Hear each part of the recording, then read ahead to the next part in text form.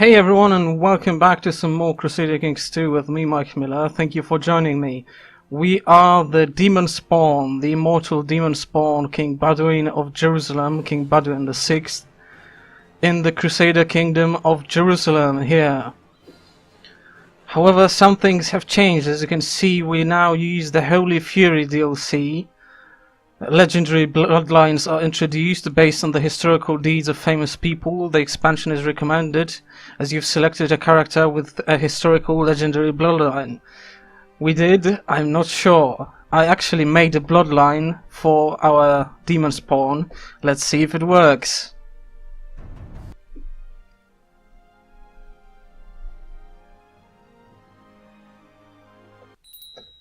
Okay, so this is the new menu. I'm still getting used to how it looks. It looks quite a bit different, but as you can see, we are still the suspected demon spawn who's an immortal. Unfortunately, our children are gone, and so is the South African mystic who helped us become immortal, but I couldn't import everything from the old save file. It was just too tedious to do. I just copied King Baudouin and his wife. I hope that's enough.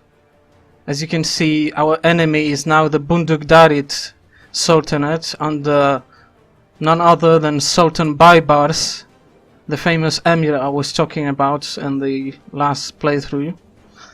So this should be interesting. He's really powerful. Now, our bloodline. We are the firstborn child of Crusader Baron Miller, who would eventually become the king of Jerusalem under suspicious circumstances. So we get some plot power defense, some opinion with our religious head because we are a crusader. Vassals are less likely to join factions. We get some Christian opinion because we are the king of Jerusalem, and we have access to special castle buildings. This is really interesting. We can go to Acre and we can build a Davairon trading post. This is all part of the mod that I made for this playthrough. This trading post will give us some levy size, some tax income and local tax modifier, as well as garrison size. Later on it will increase our trade post limit, but only in the capital. Let's build this immediately because it's a great building. And what else? We are a Crusader Kingdom. We can hold trade post, city, castle, temple, fort and hospital holdings without penalties, and we can call all kinds of government vassals to arms instead of using liege levies. We cannot use liege levies, that's what it means. We do not have liege levies to use. We can only call them as an ally to our conflicts. And what else? Well, we are uncrowned currently, so it would be a good idea, because a Catholic ruler who has not been officially crowned by a notable member of the church will never be fully accepted by his vassals as legitimate. The more years an adult Catholic king wastes before being anointed, the more likely his vassals will be to doubt the validity of his divine right to rule. So this is pretty important. It would be good to do this right away. We will organize a coronation ceremony. The time has finally come for me to be officially recognized as King of Jerusalem. In order to do this, I will need the support of the Catholic Church, but convincing authoritative members will neither be easy nor cheap. To begin the preparations, I should find a priest willing to crown me. Of course, only the Pope is fit to crown me. We will write a letter to the Pope requesting him to crown us King of Jerusalem. And while at it, we will recruit a court physician. You have sent messengers and scouts out in all directions to scour the realm for skilled physicians that would be willing to take up residence in your court. Word should reach you shortly if they manage to find a suitable candidate. Hopefully they will not bring back a quacksalver. I hope I do not have to wait long. And now, an ambition. We will choose the ambition to groom an heir, because we do not have any children, and we will select the family focus for some extra fertility. We will set the crown focus in acre, so that it is more likely to prosper and may receive special events, though those are pretty rare. And we have an open council position. Our marshal is not currently employed, so we'll employ Omori, the Grand Master of the Order of St. Lazarus. Okay, I think we are ready to get started. The chosen of Ashoka, to safeguard the teachings of Buddha, many have banded together to form a new holy order. They have named themselves the Chosen of Ashoka after the great emperor of the same name, guided by the leadership of a cunning warrior known as Indraja, or rather Indra Raja. The order vow to be the sword of any Buddhist ruler struggling against foreign conquerors and turn the tide of battle. The Manichaean faith triumphant. The adherents of the Zoroastrian faith have steadily dwindled to the point where Manichaean believers are in the majority. This new state of affairs has reduced Zoroastrian faith to a de facto heresy. All former Zoroastrian holy orders are now Manichaean.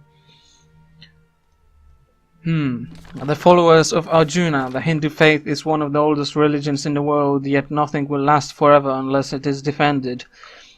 Therefore, a great effort has been made to establish a new holy order. They call themselves the followers of Arjuna.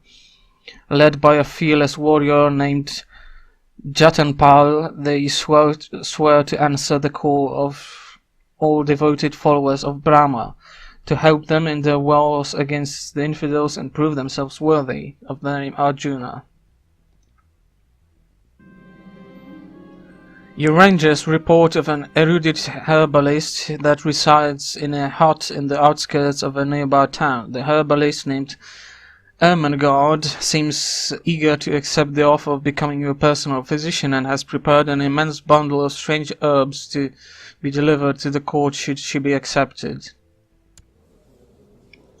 She's decent enough, I guess. 15 is good enough.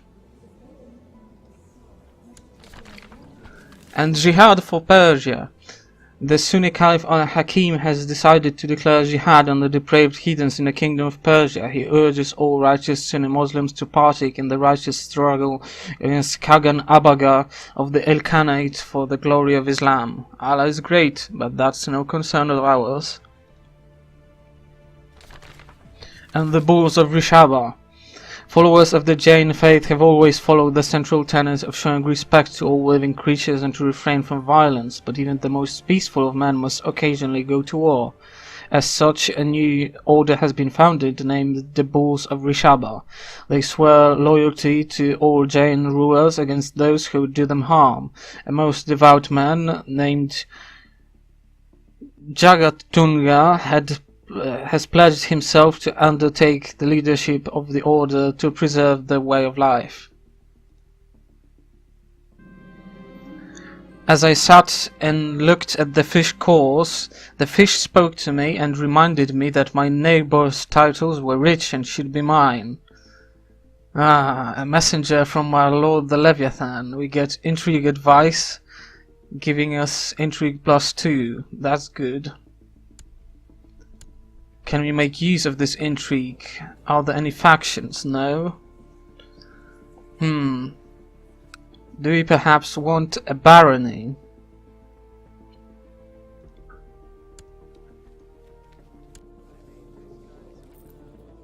We are this guy's heir, so we could potentially we could kill him, or perhaps this guy. No, we cannot inherit a city, we would have to revoke it. So the same is with bishoprics. We still haven't heard back from the Pope. That's worrying. I'm not sure if the Pope will be willing to crown us, because we are, after all, a suspected demon spawn. And let's continue. Oh, to King Baudouin VI of Jerusalem, I shall be glad to recognize your divine rule, your divine right to rule, as soon as you donate what is due to the church. Very well, how much? 250, that's not bad. Let's pay up. Now that I have a distinguished member of the Catholic clergy to officiate my coronation, I must decide how much I wish to spend on a ceremony leading up to it. 250 for an extravagant ceremony, or 100 for a dignified ceremony. It shall be an extravagant ceremony. We will send invitations to all our vassals as well as any neighboring Catholic kings to join us for the feast of the century. There is a Catholic king here in Cyprus, King Hugh III the Great of Cyprus, who is a pretendant to the Kingdom of Jerusalem, but we will invite him.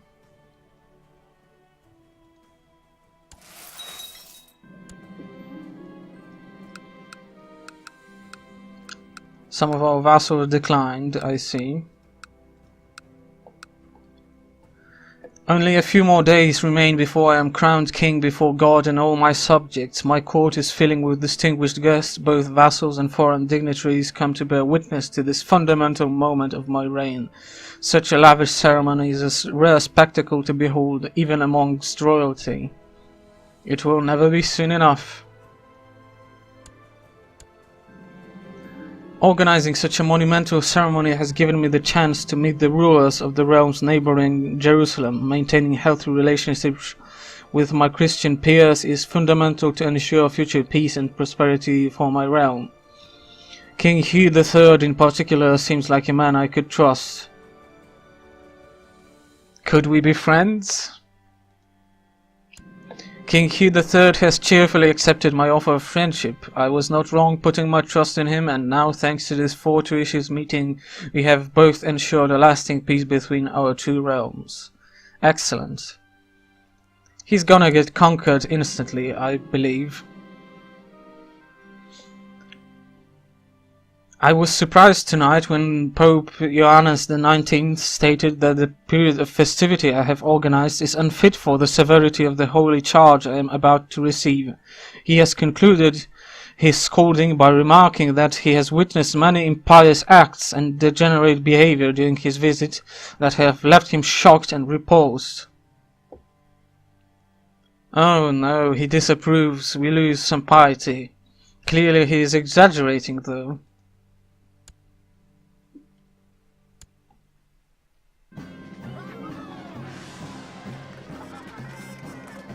I kneel before Pope Johannes XIX as a host of vassals surrounds us in complete silence.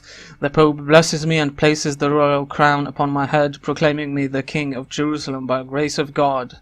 I am finally and truly king. We get the trait crowned by the Pope, and we also get extravagant coronation until 6th of April 1297, giving us some prestige and vassal opinion. That's good.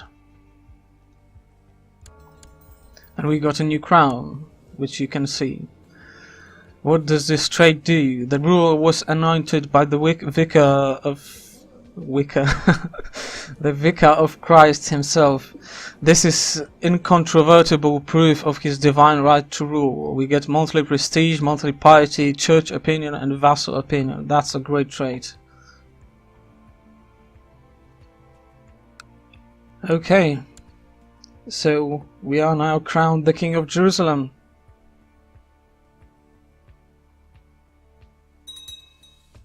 Grandmaster Hugh is no longer our steward.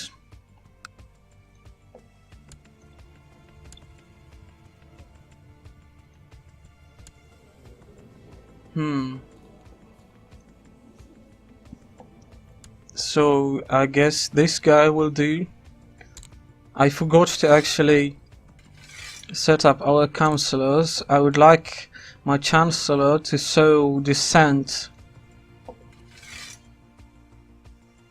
I guess here? Why is the capital here?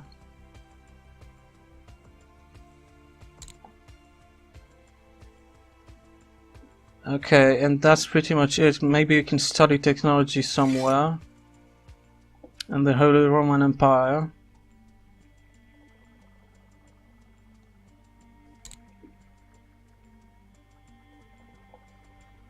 This should be it.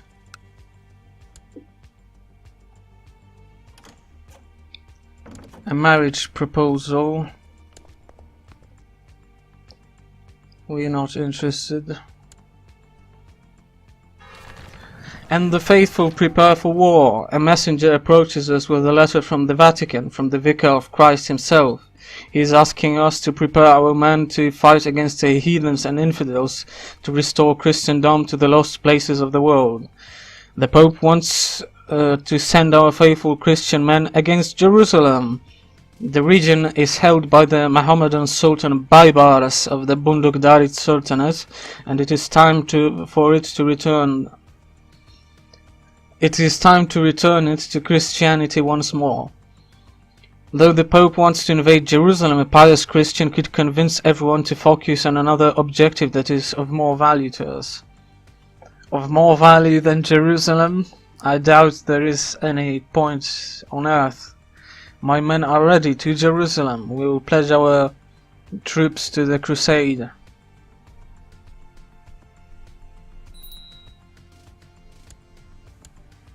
There's a new interface of crusades. We could select a beneficiary, but we do not have any. And we are the recipient anyway. We are the character who the Pope wants to grant the Crusader Kingdom should the crusade be successful. Because we are the King of Jerusalem, the Kingdom of Jerusalem goes to us.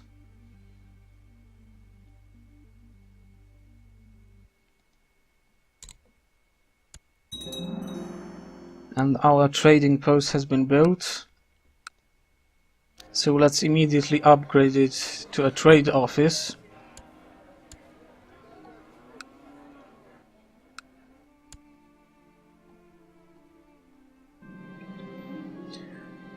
I was shamefully caught in action with a beautiful servant today by court chaplain Bishop Guigs of Adalon. He scolded me and lectured me in the virtues of chastity. I wish I could ignore him.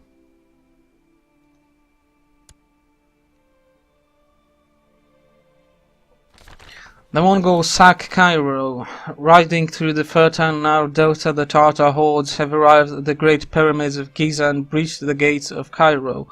Surely even the cruelest pharaoh would be given pause by the pain and misery now inflicted on the city's hapless population. But who is left to tax? Again, a messenger from my lord the Leviathan. We gain intrigue.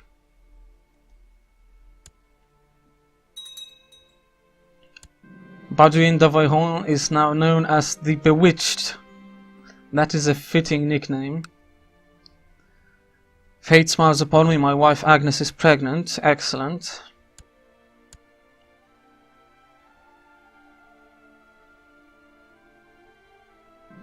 While searching for a lost chalice, I came upon a band of rogues who robbed me. They were 2 men. I will lose some gold. Being such an industrious ruler, you have not gone unnoticed by the population of Acre. By paying the county elders a personal visit, they would surely be inspired and the peasants would feel particularly appreciated. A small donation would also go a long way, of course. This is like nothing. It is time for me to visit Acre.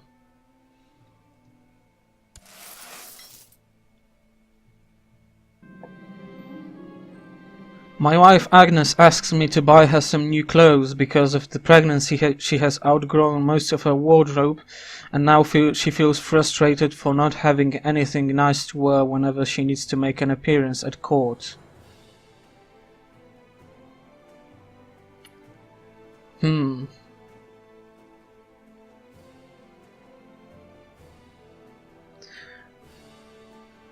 My dear, you do not need new clothes, you are already wonderful. We have a high diplomacy skill, so we can just flatter her. It is good tradition to have some gossips around a pregnant woman in order to keep her calm and distracted from the tribulations of this delicate time in her life. As Agnes's husband, it is my duty to provide her with the support she needs. I will have some maids dispatched.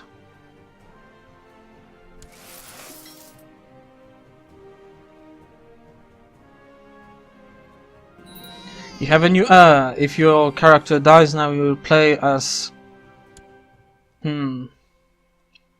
Agnes. Let's name her after her mother. She is unfortunately a sickly child. My court physician is worried about my newborn daughter. She is a feeble little thing even compared to other infants. The court physician says she might not live to see her first birthday.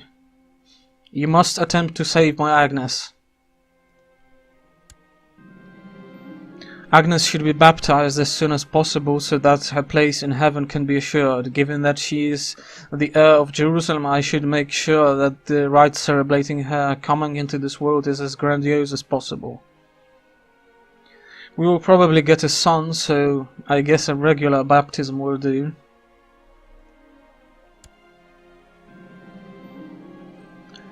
As is tradition, my wife Agnes underwent her churching after recovering and cleansing herself from the recent pregnancy. Unfortunately, her mood was not improved by taking the Holy Communion. Perhaps some old sin is still weighing on her soul.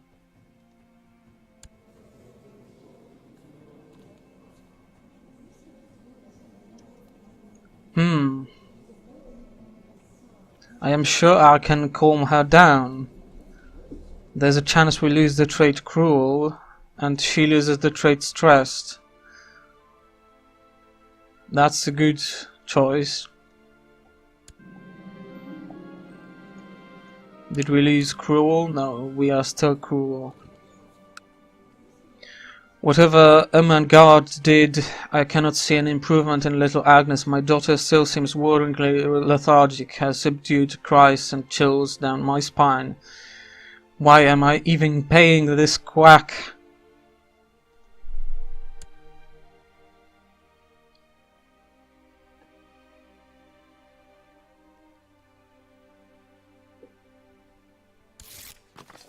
My liege have managed to sow distrust between Wali Ridwan of Al-Salihiyah and his liege Sultan Baibars. I hope this pleases you. Fantastic.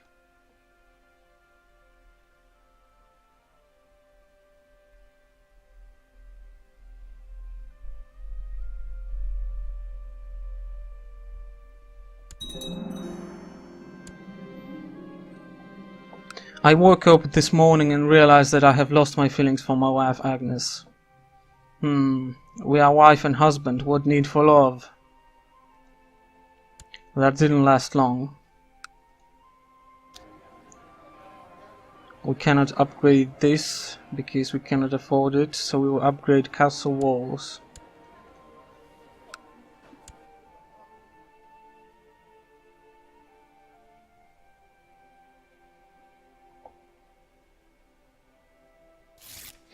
I have received word that your chancellor was trying to agitate the nobles of my realm by spreading lies about me in Pelusia. Rest assured that this outrageous behavior will not stand. Signed, Sultan Baibars of the Munduk Sultanate. Not what I had planned. My lord, your chancellor, Grandmaster Guillaume of Knights Templar, tried to encourage me to turn against my liege Sultan Baibars of the Bunduk Sultanate. This shameless act cannot go unpunished, and to stop further interference I have thus decided to imprison your chancellor for an indefinite period of time. Outrageous. We lost our chancellor, so we will have to get a replacement. Meanwhile, news from China. Rumors of the military might of the Yuan Empire is proving to be a forceful diplomatic tool in itself. After what seems like brief negotiations, Emir Hilal of the Nabhanid Emirate has peacefully agreed to become a tributary state of the Middle Kingdom. The couriers whisper that they can only hope that the relationship between the Emir and the eminent emperor be a fruitful one. So be it. We will still sow dissent here.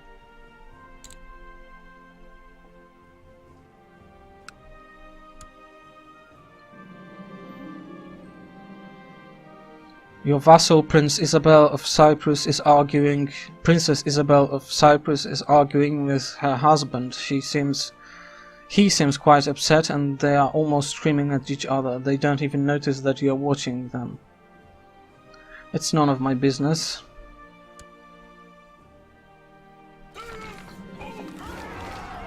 And King Baudouin the Bewitched has accepted a call to arms from Pope Ioannis XIX opposing Sultan Baybars the Drunkard.